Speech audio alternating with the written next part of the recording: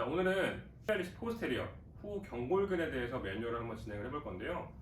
티비알리스 포스테리어 같은 경우에는 제일 겉표면에 칼포머스를 있고 그 안쪽으로 이 가자미근이라는 솔레우스가 붙어있기 때문에 그 속에 위치하고 있는 게 티비알리스 포스테리어예요. 그래서 이 위쪽에서 직접적으로 매뉴얼하기가 생각보다 쉽지가 않습니다. 그래서 되도록이면 바로 누운 상태에서 매뉴얼 진행을 하는데요. 이 티비알리스 포스테리어는 이 가운데 쪽에서 붙어서 쭉 내려와서 발바닥에 안쪽에 있는 뼈들에 부착이 되면서 얘네들이 작용했을 때 발목을 인버전 시키는 역할을 가장 많이 합니다. 아치를 형성시키는데 가장 중요한 역할을 하기도 하고요.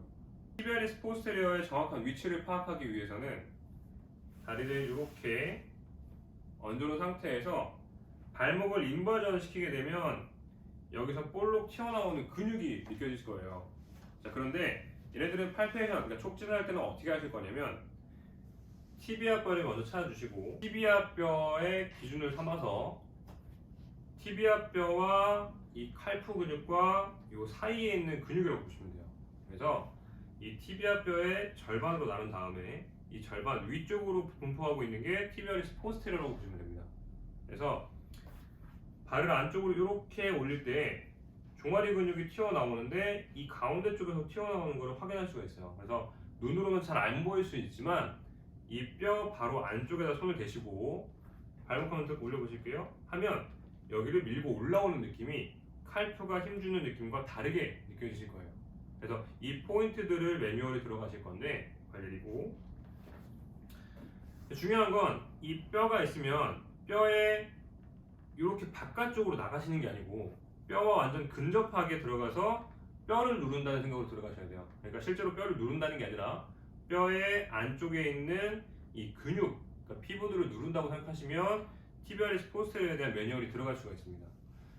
이 티비알리스 포스테리어는 굉장히 통증을 많이 느끼기 때문에 그렇게까지 많은 힘을 쓸 필요는 없어요. 그래서 이 상태에서 이 근육 자체가 굉장히 작고 범위가 좁기 때문에 웬만하면 엄지손가락으로밖에 매뉴얼을 할 수가 없습니다. 그래서 매뉴얼을 할 때는 엄지손가락을 컨택을 해서 집어넣고 손바닥으로 엄지손가락을 압박을 시켜서 뼈를 따라서 내려간다고 생각을 하시면 돼요. 이렇게 이런 식으로 이렇게 매뉴얼을 진행을 하시거나 내가 좀 더 강하게 잡고 싶다 그러면 발목을 살짝 이렇게 애벌전을 시켜놓은 상태에서 진행이 가능하기도 해요. 그러면 베개를 하나 더 떼서 가동성을 확보해 주시고 이 근육을 컨택한 상태에서 발목을 이렇게 애벌전 시키는 쪽으로 가주셔도 충분히 패시브한 매뉴얼을 적용시킬 수가 있습니다. 액티브하게 매뉴얼을 적용을 할 때는 마찬가지로 근육을 컨택한 상태에서 환자분한테 애벌전을 조금 유도하게끔 퓨잉을 주시면 돼요. 이런 식으로 그래서 압박시켜 놓고 액티브하게 애벌전을 시키게 됩니다. 이런 식으로 다시 힘 빼고 MFR을 적용할 때는 크림을 충분히 도포해 주신 다음에 엄지손가락을 이용을 해서 매뉴얼을 진행을 합니다.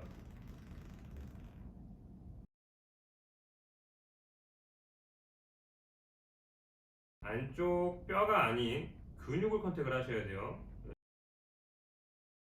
패시브하게 하고 싶다 그러면 발목을 컨택을 하시고 매뉴얼 부위 컨택하시고 매뉴얼을 진행하시면서 같이 발목을 애벌전 시키시면 된다. 좀 더 액티브하게 할 때는 컨택해 놓은 상태에서 환자분한테 큐잉을 주시고 같이 MFR을 적용시켜 줍니다. 근육이 작고 통증을 많이 느끼는 부위이기 때문에 힘을 절대 세게 하실 필요는 없습니다.